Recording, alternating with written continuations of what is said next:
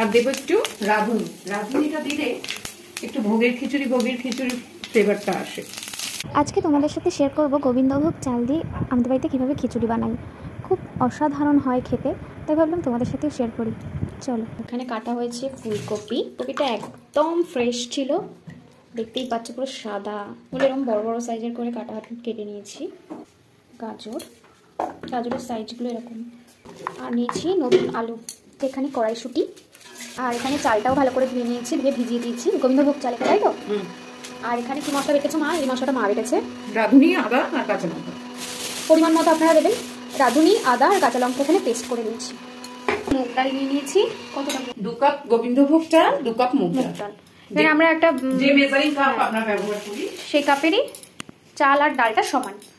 তো এই হচ্ছে। আর টমেটো দেবো না? আর এখন স্টেপ বাই স্টেপ তোমাদের দেখাবো যে কি করে খিচুড়িটা হচ্ছে। এদিকে 1 ডেকচি মতো জল বসিয়ে দেওয়া হয়েছে। ডালটা শুকনো খোলায় ভেজে ধুয়ে নেব। একটু ব্রাউন টাইপসের কালার আসবে তখনই থেকে নামিয়ে দেবো। ডাল ভাজার সুগন্ধ বেরোবে। এখানে ভাজা হয়ে গেছে, একটা বেশ সুন্দর মুগ ডাল ভাজার গন্ধ বেরিয়ে গেছে। খুব ভালো করে ধুয়ে নিতে হবে। এখন কড়া গরম হয়ে গেলে তাতে তেল দিয়ে তেলটাকে খুব ভালো করে গরম করে ফুলকপি আর আলুটা ভেজে নিতে হবে। তেলটা গরম হয়ে গেলে তাতে নুন দিয়ে ফুলকপিগুলো দিয়ে দিলাম। এবার হলুদ দিয়ে ভালো করে নাড়িয়ে চাড়িয়ে একই সাথে আলুগুলোও দিয়ে দেবো। আলুগুলো দিয়ে ভালো করে নাড়িয়ে চাড়িয়ে একটু ভেজে নেব। যেহেতু নতুন আলু সেদ্ধ হতে সময় নেয়, তাই জলটা ফুটিয়ে নিয়ে গ্যাসটা লো করে নতুন আলুটা দিয়ে দেবো। তারপর একই সাথে গাজরটাও দিয়ে দেবো। গাজরটা ভাজার দরকার নেই। আর এদিকে ফুলকপিটা কড়া করে ভেজে তুলে নেব। দেখো কত বড় করে ফুলকপিগুলো কেটেছিলাম, তারপরেও এরকম অবস্থা। যদি তোমরা ছোটো করে কাটো তাহলে তো খুঁজেই পাবে না। তাই যখনই খিচুড়ি করবে তাতে যদি ফুলকপি দাও, চেষ্টা করবে ফুলকপিগুলো একটু বড় রাখার। ফুলকপিটা আমি তুলে নিচ্ছি। দিয়ে দিচ্ছি কাঁচা পাকা লঙ্কা, খুব বেশি না, অল্প একটু তেল দেবো। তেল গরম হয়ে গেছে। একই কড়াতে আমি ফোড়ন দেবো। শুকনো লঙ্কা, তেজপাতা। গ্যাসটা অবশ্যই ফোড়নের সময় কমিয়ে নেব। একটু জিরে দিলাম আর দেবো একটু রাঁধুনি। রাঁধুনিটা দিলে একটু ভোগের খিচুড়ি ফ্লেভারটা আসে। আমি একটু রাঁধুনি বেটেওছি আদার সাথে। কোনো গুঁড়ো লঙ্কা আমরা ব্যবহার করব। ডাল দিয়ে দিচ্ছি। ডাল আমি ভালো করে ভেজে ধুয়ে জলে ভিজিয়ে দিচ্ছি।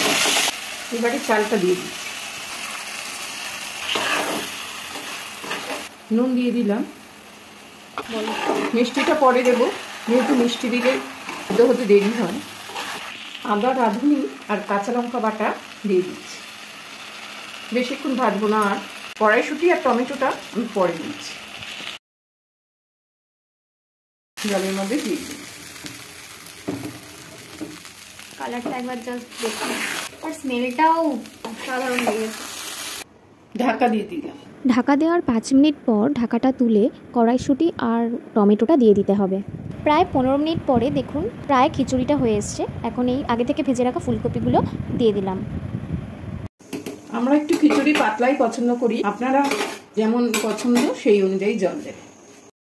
এখন চিনিটা দিয়ে দিলাম। আমাদের বাড়িতে কেউ টাইট খিচুড়ি পছন্দ করে না, সবাই পাতলা খিচুড়িটাই প্রেফার করে। ওই জন্য আমরা পাতলা খিচুড়ি বানাই। আপনারা দেখে মনে করবেন না যে পাতলাই করব, আপনারা যে যেমন পছন্দ করবেন সে তেমন বানাবেন। জলটা কম দিলেই হবে, তাই না? আর খিচুড়িটা তো একটু বসেই যাবে।